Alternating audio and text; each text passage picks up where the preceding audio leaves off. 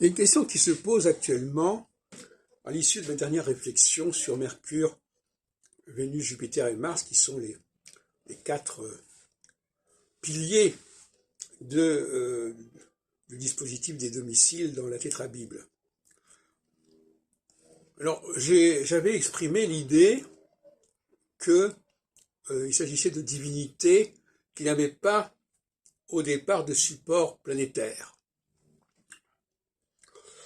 Je vais vous présenter les choses de manière un peu plus nuancée,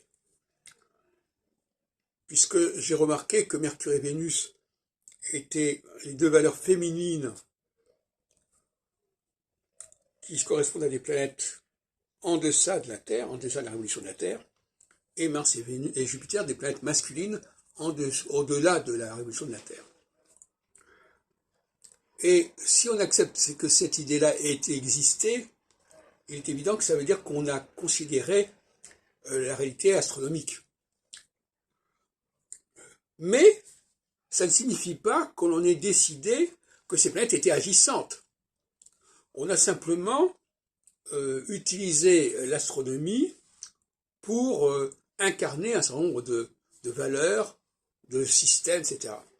Et par conséquent, le dispositif du domicile peut tout à fait avoir décrit un ciel où on avait placé Mercure, Vénus, Mars et Jupiter, mais ça ne signifie absolument pas, contrairement à ce que les astronomes eux, ils s'en foutaient, contrairement à ce que certains astrologues ont pu croire, que ça signifie que ces planètes-là avaient une action en astrologie. Pourquoi? Parce que l'astrologie, elle est censée uniquement fonctionner avec un facteur, qui est Saturne, un seul curseur, qui traverse, qui passe sur les différentes saisons, les différents cadrans, les différents cadras, et voilà, c'est tout.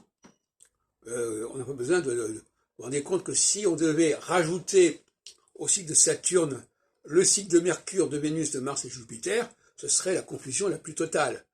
Bon, pour un esprit un petit peu exigeant et qui n'aime pas qu'on lui raconte n'importe quoi, c'est une évidence que ça n'est pas ça qui est possible.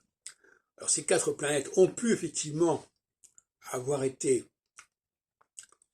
nommées selon des principes mythologiques assez classiques, bon, la dialectique Jupiter-Mercure, la dialectique Mars-Vénus, très bien, mais ça ne signifie pas du tout, selon moi, que ça présentait un intérêt quelconque au niveau de l'astrologie prévisionnelle et de l'astrologie cyclique.